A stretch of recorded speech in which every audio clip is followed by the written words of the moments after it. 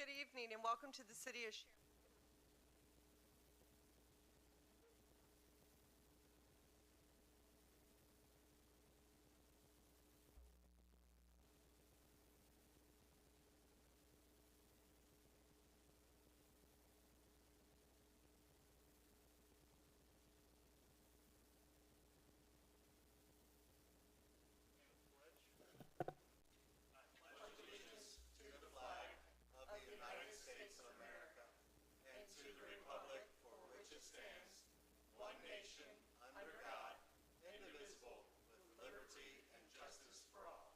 Thank you. You can be seated now, please. Roll call. Mr. Tankersley? Here. Mr. Wilson? Here. Mr. Coulter? Here. Mr. Levitt? Here. Mr. Cook? Here. And Mr. Schmidt? Here. And Mrs. Knight is absent with notice. Perfect. Thank you. Approval of the minutes from our June 20th regular council meeting. Are there any additions or corrections? Seeing none, those stand as written and distributed. Reports and communication. Mayor Hardman. Thank you, Ms. Hoppy. I'm going to invite you to come up front with me because we have some introductions to make. Perfect.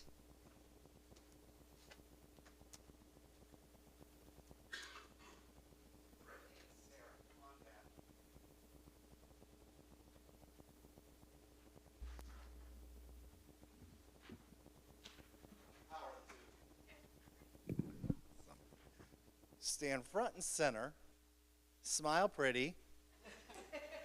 So, Brittany Jones. Brittany, wave your hand so everybody knows which one is Brittany. And Sarah Orr is the other one. So these are our new clerk dispatchers at the Sharonville Police Department. We are super glad to have you, and we're glad to be able to introduce you to all of council, all of Sharonville, so they can get to know a little bit more about you. Let's start with Brittany. Brittany was born in Fort Gordon, Georgia, and then she spent 4 years of her life in Germany. And then this is going to let you know why, because she then ended up at Fort Bragg for the rest of her life. So you can imagine that means she's part of a military family, right? Absolutely. Where she grew up, congratulations. She grew up in Fort Bragg. That's where she met her husband, Timothy, of 15 years now, who served a total of 22 years in the Army. They have 3 beautiful children between them, 2 girls, 20 and 18, Mackenzie and Emily, and 1 boy, Landon, who's 15. They've adventured all over with the military, being stationed at Fort Bragg, Fort Campbell, Kentucky, Germany, and finally, Joint Base Lewis McChord, Washington. I mean, must mean everybody's retired and out of the Army at this point. Which is brought them back to Cincinnati in July of 21, which is where your husband grew up, right? And we're glad to have you back. She's an amateur photographer doing mostly landscaping and wildlife photography. She's a coffee snob, her words, not mine, working around coffee for over 20 years in the States and in Europe. She moved to Cincinnati and worked at the Renaissance Hotel in downtown, became a front desk supervisor within 4 months, kind of like being a clerk, dispatcher, all the wonderful things you have to deal with as a front. Yep, I get it. She's met some incredible people while working there, and she has always wanted to work with the police department. She went to college for criminal justice. She feels like she is at home here with the Sharonville Police Department. Brittany, glad to have you. Welcome aboard. Appreciate it. So, ooh, yeah, you can clap. That's all right. We can clap. And Sarah Orr is born and raised here locally in Lockland, in fact, to her parents, Steve and Teresa Cox. She graduated from Lockland High School in 1999. She went to the Southern Ohio College, where she graduated with an associate's degree in business management. She's worked for Fifth Third Bank, Cincinnati Children's Hospital, UC Physicians Orthopedics, the Hamilton County, and the Warren County Emergency Communications Centers. She started at Hamilton County back in September of 2016, was selected to be a certified training officer for new employees in 2018. In May of 21, she switched over to Warren County, where she was selected as Employee of the Month in February of 2022, and she was selected to attend the Navigator National Conference in Denver. She currently lives in Green Hills with her son, Braden, and their 3 dogs, Guinness, Jax, and Sunny. Sunny, right? Okay. Outside of work, Sarah enjoys spending time with her son, their dogs, trying new restaurants, bowling, traveling, and live music. and I like these interesting facts. They're always good to know. She has bowled a 300 game in high school. I think that's called a perfect game, right? Is that, well, that's well done. And you still play in a steel drum band? But she once upon a time played in a steel drum band, which allowed her to become an opener for Jimmy Buffett's. Look at that, when he came to town back in 1997. So, Sarah, we're glad to have you. Welcome to Sharonville, both of you. Thank you for all your hard work. Thank you very much. All right, you got to go down the line here. All these good people up there want to shake your hands too. Yep, go on over there. Start with Mr. Schmidt on the end. Make your way down. And then don't go too far. Thanks for signing up. Oh, yep.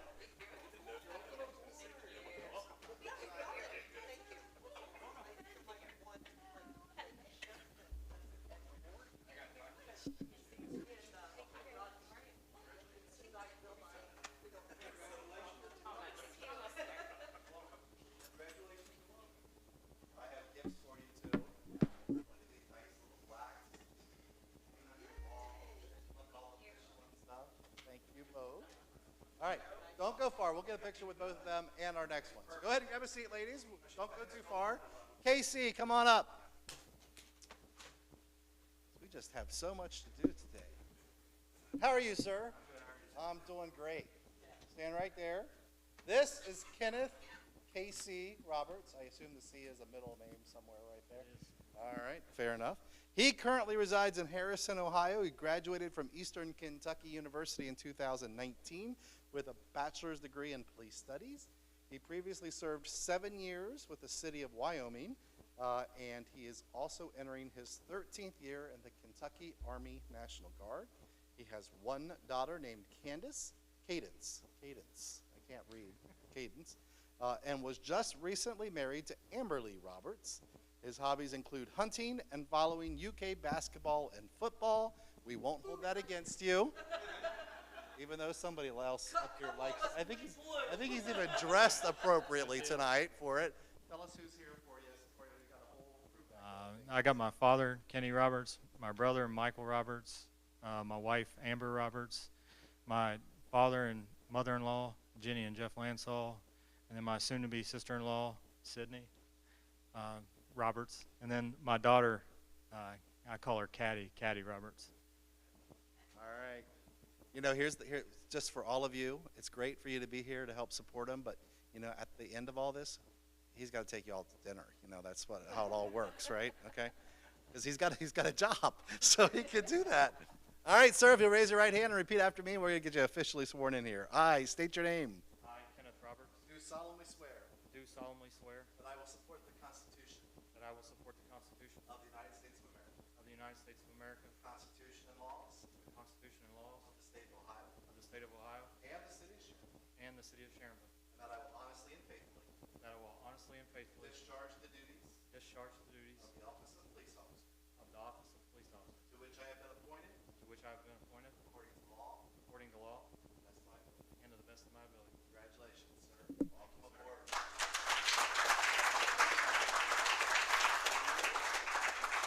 There's shake hands there. And then after he does that, we're going to take a couple minutes for families to get pictures and do all those fun things. And then we'll get started here in a couple minutes back up. So we'll make sure we get Brittany and Sarah back up here so we get all three of you together.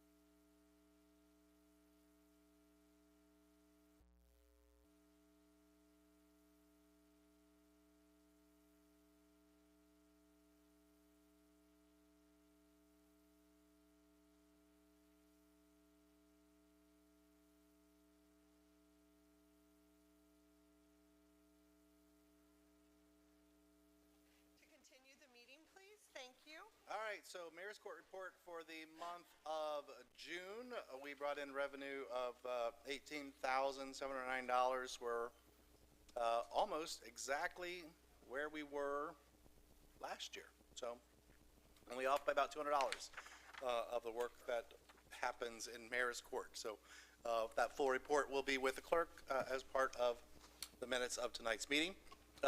Finally, I'd just like to give a big thanks to all of our departments, and especially Mayor's Assistant Anna Ellerdine for a fantastic fourth on the loop.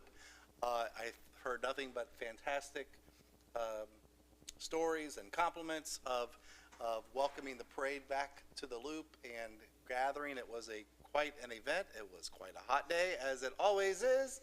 But I think there was a good time had by all. It was great to be able to break the ribbon for our new event space and the Depot Square area. There's still a few finishing touches left to do down there to complete it, but I know that it's already been well used. Hopefully many of you have seen the great pictures and things of children running around in the splash area. So thank you all for the support of that project. I think it's really great for our downtown as we finish that first phase and get ready to branch out to the rest of the streets here in our downtown area. So that is my report for this evening. Are there any questions for the mayor? Seeing none, we'll move on to our Safety Service Director, Mr. Lucas. Thank you. There's 7 pieces of legislation in front of council this evening for vote. The first one, Resolution 2023 R8E, deals with the solid waste plan from the county. Steve Bosom was here a meeting or two ago to talk about that in specifics. Scott's here to talk about Ordinance 2023-44E, which is an appropriation request. The tax budget, which had the public hearing at the last meeting, as well as Ordinance 2023-48E, another appropriation request for a couple of items. Good evening. Go in order there. I think it was Appropriation Ordinance 44E. This authorizes us to additional appropriations for a train detection system and the install of that system, hoping to capture data at the 5 main railroad crossings here in the city. And then also from there, a future project we will look at is putting out messaging to drivers. We will, with the first phase, we will be able to gather data. We'll also be able to pump live data into our police and fire, into those folks so they can make dynamic decisions of where there is a blockage with predictive data of how long it should be blocked. So we're really excited about that one. There is some development with the state budget as far as raising our bid threshold. This will affect a lot of our projects around here as that moves from 50 to 75. The early indications is that will become effective October 1st. This project is very, very much on the bubble of whether it was going to require bidding or not. If we're looking into that, and if that holds true, we will likely kind of actually wait till after October. This project's not a simple one to bid, and we would likely gain very little, if any, time by going through that process. So just to kind of, if we find that to be the case, we will look forward to kind of gearing this up so we can execute that contract and hit the ground running in October. So, the second piece of legislation is the resolution for the tax budget. We spoke at length during the public hearing. This is just kind of the first blush at that 2024 budget. We'll be filing this with the County Budget Commission. This allows us to get our local government funds. So, and then the next ordinance 2023-48E, I believe it is another appropriation ordinance. There's 2 items on here. The smaller item is about $8,000 worth of appropriation in the Community Development Board of Zoning Board. It's a state zoning fee that we tack on to our permits. Our permit activity has been very healthy this year, so we've actually collected more fees for the state. We need to appropriate to pass those dollars on, so there's the additional $8,000 for that.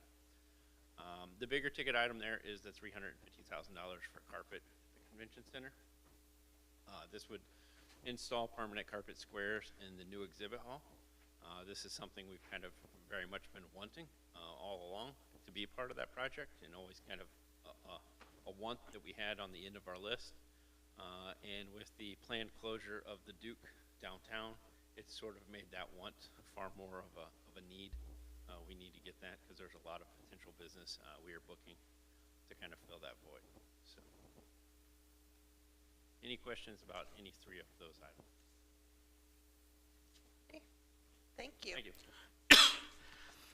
Moving back up to ordinance 2023-45E, this is an ambulance purchase for the fire department.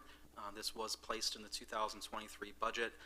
There were some safety enhancements that are also needed. So the 2023 budget had $323,930 for this. There's an additional $15,000 that's needed. However, the fire fund can afford that without any additional appropriations. If we order now, Chief Sunderman expects delivery to be the fourth quarter of 2025. Wow. That's, yeah, a long lead time. Yeah. Ordinance 2023-47E is a change in the salary ordinance. Currently, the convention center has authorized one part-time custodian position. They really have a lot of headaches with that position, filling it, keeping somebody employed at times. With the expansion, we would like to change that one to an unlimited amount as long as it's within budget constraints. So this would change it from one to a no number in the salary ordinance, allowing the convention center to hire them as needed. And then resolution 2023-R10E, we do have a late delivery request for that. There was a minor change in section 3, which I'll read in a second. But basically, this is the very preliminary start of the eminent domain process for the US 42 path. It's just a resolution of necessity to proceed. Negotiations will be ongoing, and then at some point, I think in October, we'll have a final reading. Let me verify that with the cover memo. We'll have a final reading of the ordinance to appropriate, which will end the process, assuming that that's needed. So the change in section 3, again, was very minor. Warren Ritchie went back and forth as to whether it was even needed. In talking with Casey and me, we decided to move forward. Basically, section 3 is a little bit more descriptive in the final version versus the draft version, which was in your packet. The draft version had legal descriptions. A couple of properties didn't have legal descriptions, so Warren, to be safe, added plan drawings and that type of thing. So it's really, I don't know if Casey wants to add anything from a more legal perspective, but it's really just explaining the description of the properties better, right? I think that covers it. Okay. And that's all for the legislation this evening. Does anyone have any questions for Mr. Lucas regarding any of this? Seeing none, we'll go on to my report. Just a reminder that in August, we start with our 2 meetings a month again. So we'll see everybody August 8th and then the last Tuesday of the month, because there are 5. So get your calendars ready, Mr. Schmidt, just so you know. We'll see you back here then, back regular times. Mrs. Buhite, our clerk of council. Yeah, there's a public hearing scheduled for August 29th at 7 p.m. in council chambers regarding the rezoning of 3755 Creek Road. Our auditor, Mr. Cunningham. Good evening, everybody. We are halfway through the year. It's hard to believe that. We have spent 47.7% of our budget, and our working cash has increased over the amount that we really need in there, and so that's in really good shape. And actually, general fund revenues are about over $3 million over expenses so far in the first 6 months. Something that we don't talk about a lot is the city's investments. The reason why we don't do that is because historically there hasn't been much to talk about in terms of interest income on those investments. As a result of the interest rates rising, there is a silver lining to that. The first 6 months of the year, the city received almost $500,000 in interest income on those investments. We think that the check that we'll receive in probably December or January will be more than that. So that's good news. Moving on to, I'm going to help out Mr. Irie this evening since he's not here.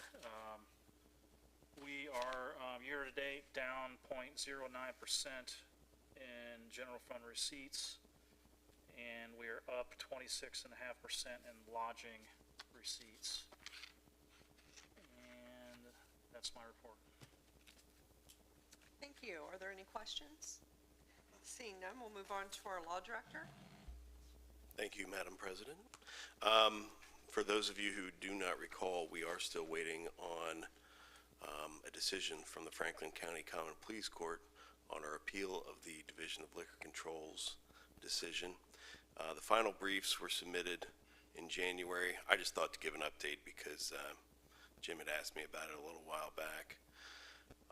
I've been in contact with our local counsel. He keeps reaching out to the court. He's done so on at least 2 occasions that I'm aware of, and thinks that we should have had a decision by now, but we don't. So I don't know if no news is good news or not, but this is just an update to say that we're on top of it, trying to see if there's a reason for the delay, but there is no decision yet. Thank you, unless there's questions. Are there any questions? Thank you. It's an opportunity now for residents that wish to be heard. If you wanted to speak, come up, give us your name and your address, please.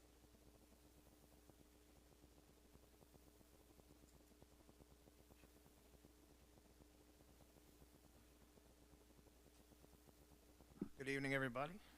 My name is Bill Canelopoulos, and my address is 3917 Sharonville Drive. Have something here that a little bit of a concern. On Sunday, July 2nd, our neighbors on the corner of McCarr Drive and Sharonville Drive were setting off really large-scale fireworks.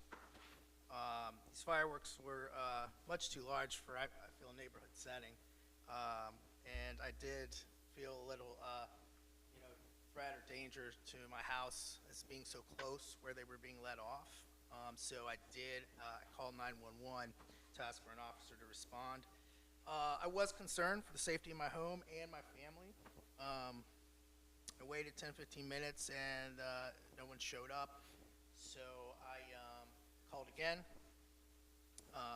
Fireworks did continue. So when I called the second time, a Sharonville officer finally did come to my door.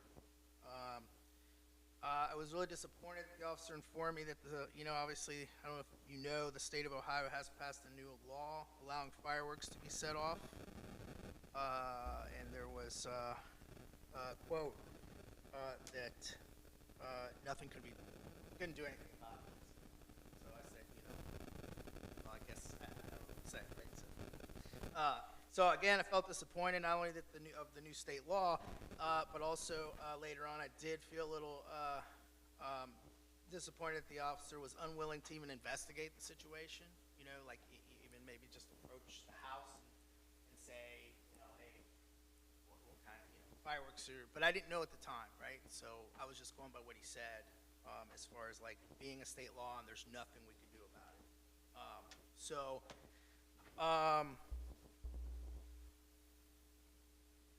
Once the officer left, I did look up the new state law, and there were in fact several violations being taken, I believe, by our neighbors, especially spelled out in the law that the officer could have acted upon. One of them was that aerial devices cannot be discharged within 150 feet of spectators. This includes aerial shells, Roman candles, cakes, and bottle rockets. Fireworks cannot be aimed at or discharged toward any person or object, such as buildings. Fireworks cannot be discharged on public property or private school property. Those neighbors were in fact within 150 feet of spectators, aimed at neighboring homes and being set off in a public street. Like they were in a public street, letting them off, right there. If I, I could have drove right over it, they didn't get out of the way. So they were aiming, basically where our house was, right on top. So I was, I was like, well, I don't want a fire to start either.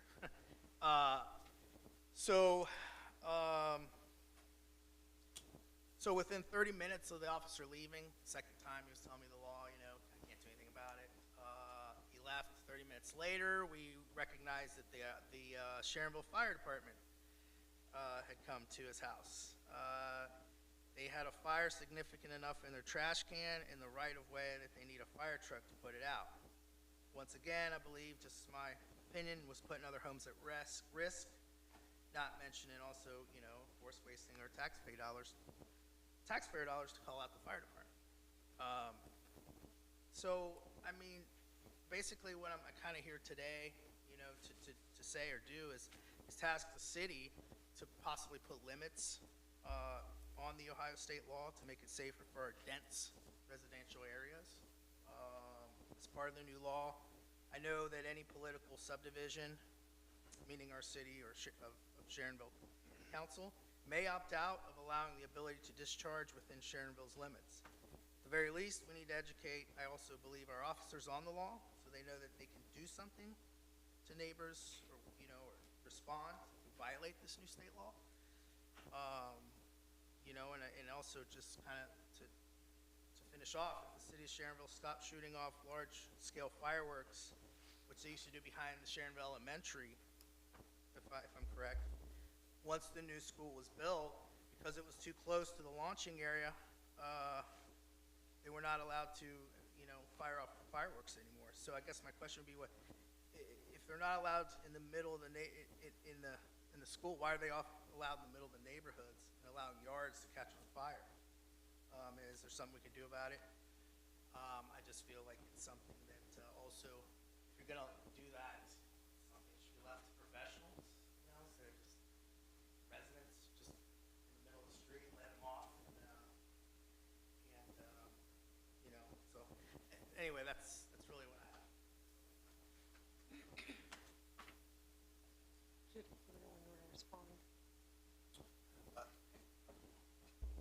Yeah, we actually have we've seen, I think we saw comments on social media, so there has been some conversation in law committee and with the police and the fire department about the current state of fireworks law. There obviously were conversations when the new Ohio law went into place in the first place about whether or not we wanted to take steps as a city to do something different than what the state was allowing.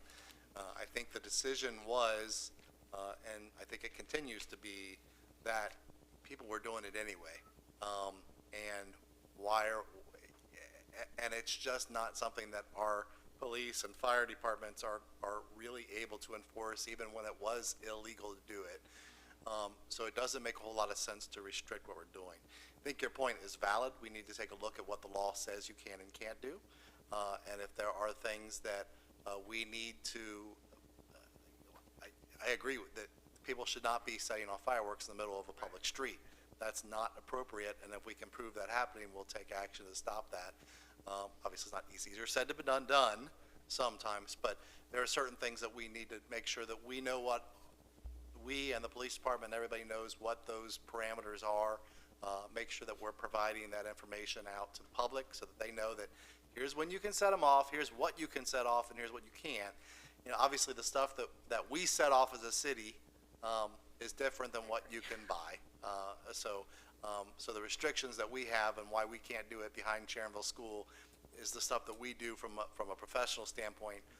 Those are a lot different than what people are buying, although there's some pretty big things that people can buy now. We know that too. So we've heard the concerns. I don't think we're at a position, and I think we've decided, I think the law committee in their conversation has decided that we don't want to ban them in Sharonville. That's not the direction we want to head. It's just not, it's not enforceable. We're really not going to be able to do anything about it. And there's just too many people that want to do it. And we don't think that it's totally unsafe, but people do need to do it appropriately and within the bounds of the law And so we need to make sure that we understand what that is and make sure that we're keeping you and everybody else safe from the fools that are out there that make it bad for the ones that are responsible and are taking the precautions they need to have enjoyable fun with their families over fireworks. But we all know that it only takes one idiot to take the fun away from everybody else. And I don't think we want to do that either. So I appreciate you sharing it with us, sharing the concerns that you have. We've heard it. We're looking at it. I know the police department, I know the fire department has heard it, and the concerns that are there. I think in talking with those safety personnel, they don't feel the danger is there to require banning them. Because that was the question, is like, are we special within Sharonville and the way our communities are that we need to take that step to say we're not going to do it? And we've checked our other neighboring communities, and nobody else around us is doing it either. So that's there, but we need to make sure that we are doing what we can to make sure things aren't happening that should be happening. If people are shooting them off in the middle of our streets, we will stop that. Right. Yeah. And that's kind of just that's what I kind of, if we're not willing to change the law and put a stricter thing on it, my main concern would be the next time it happens, is an officer going to tell me, I can't do anything about it, when in fact he can. Well, he didn't see it, and that's part of the problem. It's like a he said, she said at that point. If he witnesses it, then he can do something about it. Right. But in order to witness it, he has to investigate, right? Well, he has to be there when they're shooting him off. He has to go to the house and see. Well, going to the request house, of it that. doesn't matter. You know what I'm saying? He has to actually witness them Right. shooting them off, not seeing the garbage. He has to see them Right. physically doing I it. understand, but what I'm saying is when you do call that as a resident to the police, that's part of the action they should take, right, is to investigate if that person is violating a law, right? You have to physically go to where it's happening to see it. So if he would have went there, he would have saw fireworks in the middle of the street being lit off, that was in violation of what it says, 150 feet. And it wasn't on it wasn't on his property, technically. Right. was in the middle. So you're saying when you called and the officer came to your house, Yes. they were still shooting them? Yes, Okay. and he wasn't willing to investigate. It was more like, I can't do anything about it. And there might be a bit of education. It's Yeah. there's a new law. Brand new. It's easy to paint it Sure. with blanket fireworks are illegal. Sure. That's what you hear. Yeah, sure. So it's something we'll take a look at. We'll Okay. certainly, the police chief Yeah. is here. He's heard Okay, it. that's great. I'm just asking so- to just look at it. We Yeah, are. Absolutely. Because I believe there's things that can be done a lot of times. It's just a simple visiting the house, and maybe he can't stop it and say, I don't have the authority, but just a checkup saying, hey, you're really setting off light. You're really making a lot of people nervous here, right? It's like, I don't understand why that's hard. It's part of like what they're there to do is protect and serve, right? And that's part of it. So anyway, thank you for your time. Thanks.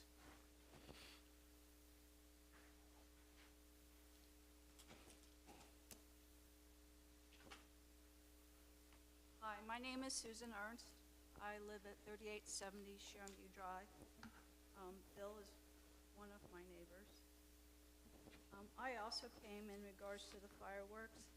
I have a couple handouts here, Vicki. Can I bring them? Yeah, go right ahead.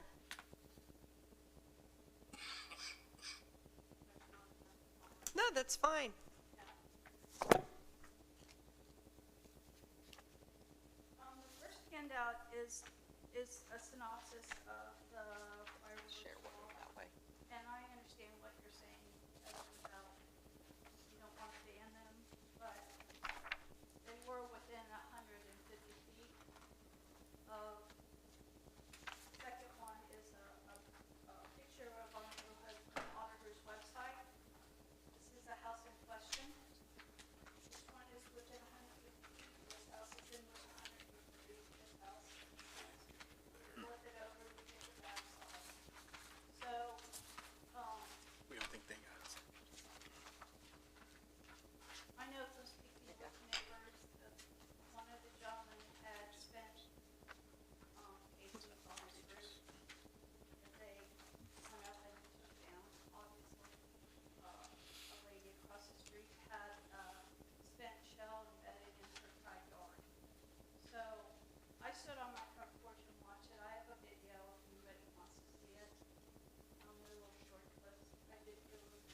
I was gonna say, a lot of us saw that video at Yeah, Law Committee. It was pretty scary. I've gone to professional fireworks shows, and they're far away from you, and they're in a circle over your head.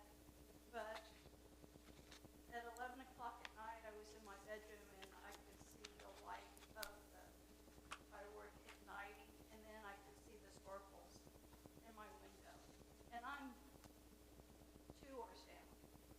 So they were good-sized fireworks. Also, we had the fire. So, I mean, I understand that people have a right and the law is on their side, but there should be some limitation within a neighborhood. That's all I have. Thank you. Anyone else this evening? Yes, you may. Not necessarily specifically for you guys. Do we know from year to year past, pre this law, post this law, do we know how many calls, and Chief, I don't know, was there an uptick in calls this year with the fireworks? Was there a downtick? Maybe because everybody thinks it's legal? I'm just trying to wrap my mind around. I hear you. I genuinely do. I understand the fear that was there. That it sounds like it probably was one of those specific people that the mayor was referring to a little bit earlier. But can you tell from a general citywide, I mean, from your perspective, did you guys see a huge uptick in calls, dangers with this? I mean, can you kind of share your perspective on how that whole weekend went? So I asked my immediate supervisors who were working the road that night and the officers that we called in, extra officers, to cover events during the 4th of July weekend. So we had extra officers out, and in total, we believe we had 5 calls that we responded to. 4 were unsubstantiated, and 1 was associated with another community. It was on the border with Evendale, and those fireworks were associated with Evendale. That's not an uptick, but I don't know what the previous years are. We considered it a normal 4th of July. There was nothing extraordinary about it. The law, with its change, does allow for the purchase and the discharge of much larger fireworks than has ever been the case before. That's why it's such a topic of conversation, both in the communities and within our own department, and how to handle that. The offense is a misdemeanor of the 1st degree, which is an arrestable offense. It's the highest level misdemeanor. In years past, we would seize fireworks and issue tickets. Certainly things such as the noise ordinance and things like that would apply, but we did not have instances where we enforced those laws. I was not at any of the calls for fireworks complaints, so I can't speak to them personally, but my officers and supervisors assured me they did look into it. To what extent, I can't speak to that. I know Bill's upset that he feels that he didn't get enough attention for his complaint, and maybe so. I can't say he did or he didn't. I can't speak to that directly, but our officers responded. I was rather disheartened to hear that he said it took 15 minutes for my officer to get there. That means they were very busy. In a community of 14,000, 5 officers doesn't go very far. So there are more calls than we can actually get to, but they're not just fireworks calls. There are lots of other types of calls that call our services, and those don't end. If anything, they actually go up with the large influx of folks. Our hotels are very packed for various events, so there were a great many calls for service. But this 4th of July was nothing extraordinary. Would you also, I'm sorry, I don't mean to be taking over the conversation. Would you also be willing to share in previous years as opposed to this year? I know there's probably some confusion, but in previous years when there were probably a little tighter restrictions around fireworks, how difficult in previous years is it to enforce firework laws just in general, just from my knowledge base? In general, it's very difficult. It has to be on view. So if, for example, I'm setting off fireworks, the officer responding has to see me do it to be able to arrest me for the offense. In the past, fireworks were universally, other than sparklers, basically were illegal, so we could seize them. Now, very large ones are legal, and Bill touched on it. There's some education that needs to be done for the officers, because with the many different levels of explosives, pyrotechnics, some are legal and some aren't, And I don't know that I could look at them and tell the difference without standing there with the ordinance and trying to figure out if the fireworks in question was labeled. And I bought fireworks in the past.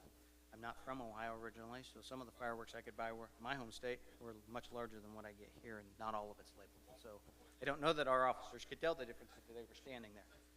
But I don't know what they had that night, so I can't speak to that specifically.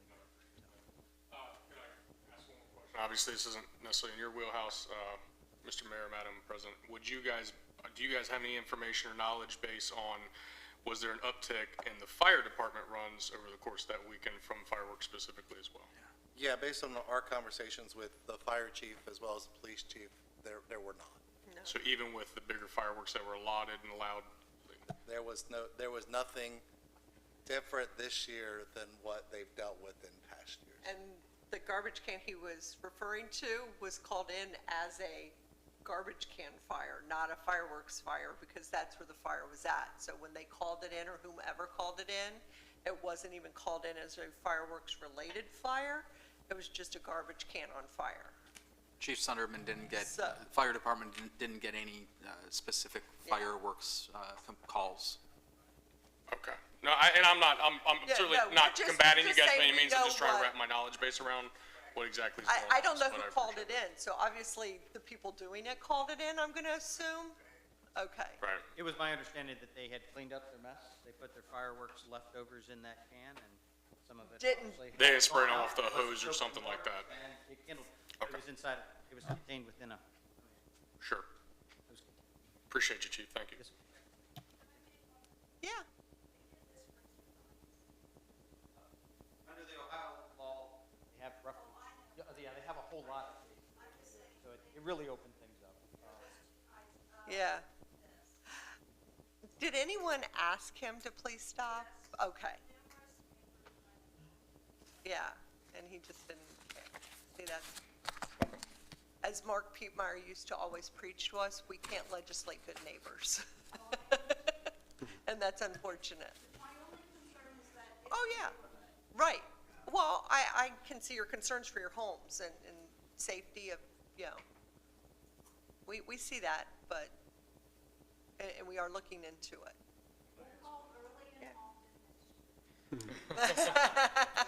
And When you see the tape go up, start calling. Just ask them to come sit there. You know, and it's the kind of things that you mentioned that we can enforce if we see it. So, I mean, if we see that there's someone within 150 feet of where that firework's being shot off, that's not legal. If they're shooting it off in the middle of the street, that's not legal. So those are, and again, there might be some education that needs to be involved in that too, because it's new. So it's easy to say, well, they're legal now, let's, deal with it. So we need to look at some of the finer aspects of it, because I agree, it's not safe. You're not doing it within the parameters that are there. And if we can't enforce it, we will. It's not easy.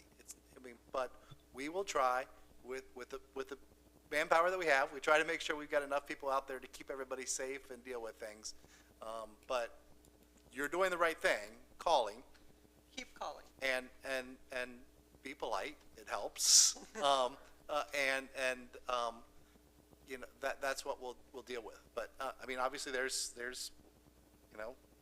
a dozen days throughout the year when people can shoot off fireworks, and we know people will do it. So we want them to be safe. We want people to have fun. We want people to have a good time. Just do it safely for yourself and your neighbors so that nobody's getting hurt. So we're here, yeah. Thank you guys both. And no one else? You're good back there? All right. Council committees, community development, Mr. Wilson. Go Big Blue. Go Blue, yes. We have a riveting meeting of the Board of Zoning Appeals scheduled for August the 9th at 6:30, followed by the meeting of the Planning Commission immediately after the Board of Zoning Appeals meeting. For those of you interested, it's a great night to attend because Kentucky is not scheduled to play that night. So. There you go. Community service, Mr. Lovett. Thank you. Our next meeting will be Wednesday, August 2nd at 4 p.m. Perfect. Thank you. Budget and Finance, and Project Oversight. Mr. Cook. Thank you. The Budget and Finance report is on file with Mrs. Buhite. I report out the previous council meeting of our meeting. I will state, so that would be it for Budget and Finance. Project Oversight, our next meeting will be August 8th at 6 p.m. in the Administrative Conference Room. Thank you. Perfect, thank you. Honored citizens, Mrs. Knight is not here, partially because she is working with our Sharonville Sharks. So if we all could just say go Sharks, hopefully they're winning down there in St. Bernard at our swim meet. So we'll honor all those kids doing all that fun swimming. Law and Public Safety, Mr. Schmidt. The next meeting of the Law and Public Safety Committee will be August 1st. That's a Tuesday, 4 o'clock, Administrative Conference Room. 5 Tuesdays in August, so we get that skip in there, but the first one will be August 1st. Thank you. Thanks. First of all, let's do a late delivery. I need a motion for late delivery of Emergency Resolution 2023 R10E. Is there a motion? So moved by Mr. Lovett, second by Mr. Wilson. Is there any discussion on this? If not, all those in favor, yes? Yes. Those no? And that carries. Thank you. Rule suspension motion for first and only reading of ordinance 2023-47E, 2023-48E, and resolution 2023-R10E, and that's with immediate effectivity. And for second and third reading with immediate effectivity for ordinance 2023-44E, 2023-45E, and resolution 2023-R10E, should that, or 9E, should that be 10E?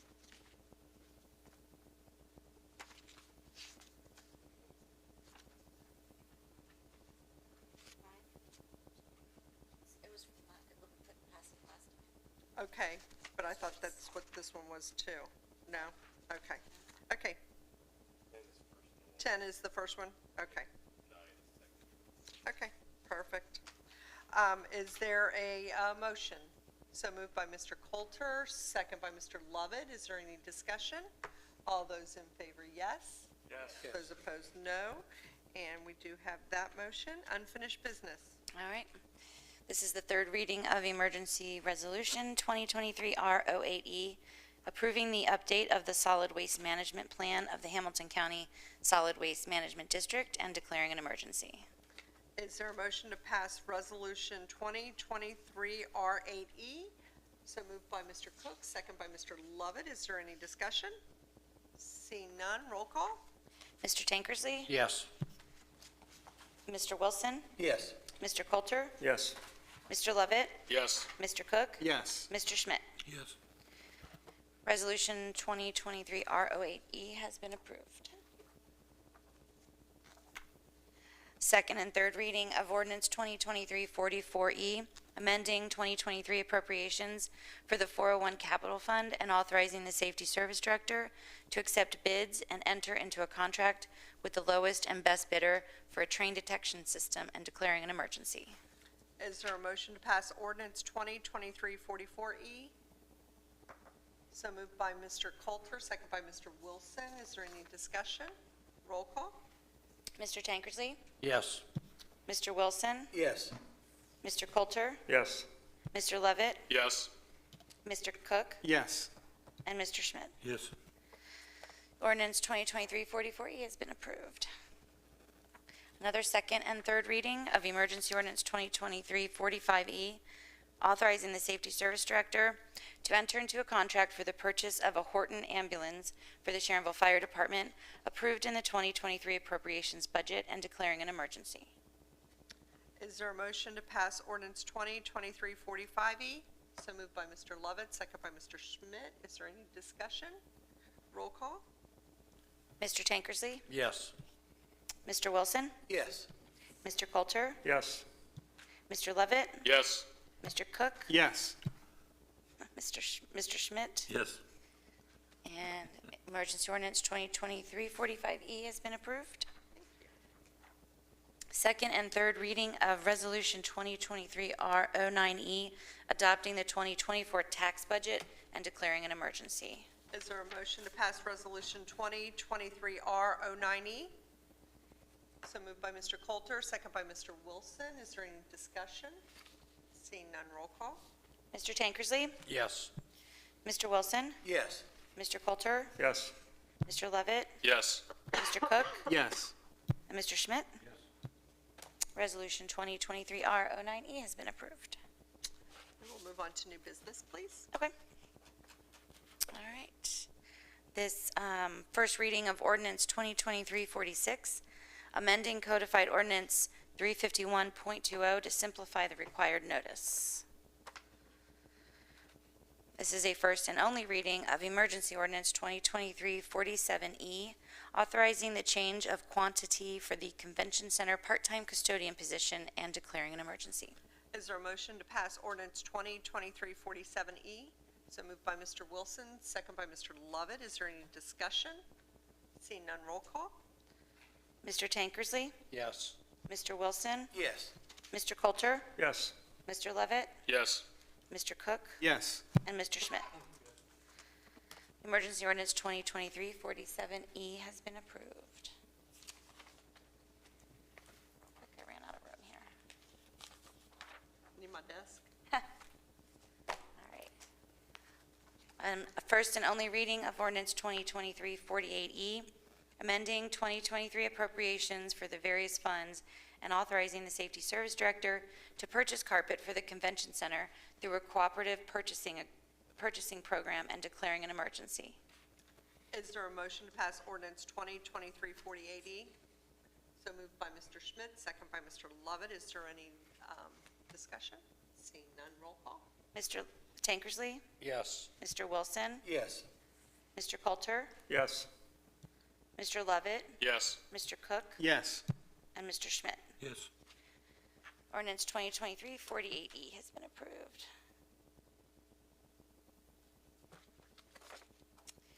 This is a first reading of ordinance 2023-49, amending codified ordinance 125.01 to change the way ordinances are required to be published. First reading of ordinance 2023-50, rezoning property located at 3755 Creek Road, auditor parcel number 608-0008-001500, from residential single-family to public facilities. First and only reading of emergency resolution 2023-R10E, declaring the necessity and intent to appropriate fee simple title, permanent easements, and temporary construction easements for a public purpose from several property owners for the shared use path on US 42 project, and declaring an emergency effective immediately. Is there a motion to pass resolution 2023-R10E? So moved by Mr. Schmidt, second by Mr. Cook. Is there any discussion? Seeing none, roll call. Mr. Tankersley? Yes. Mr. Wilson? Yes. Mr. Coulter? Yes. Mr. Levitt? Yes. Mr. Cook? Yes. And Mr. Schmidt. Emergency Resolution 2023-R10E has been approved. First reading of Emergency Resolution 2023-R11E, a mutual agreement between the City of Sharonville, Hamilton County, Ohio, and the Board of County Commissioners, Butler County, Ohio, for the 2024 rigid overlay of multiple bridges project and 2025 paving of various county and township road project, and declaring an emergency. Thank you. You're welcome. Is there any other residents that wish to be heard this evening? Any other business to be brought before council? I just want to remind everybody that Sharon Fest is next weekend, July 28th and 29th. The 28th, it's from 6 to midnight, and the 29th, it is from 5 to midnight. So hopefully you come out and support our nonprofits that will be there. A lot of good music going to be going on, and a lot of fun, very family friendly. So please come out and support it. Thank you. Is there a motion for adjournment? So moved by Mr. Tankersley, second by Mr. Wilson. All those in favor, yes. Yes. Those opposed, no. And we do stand adjourned.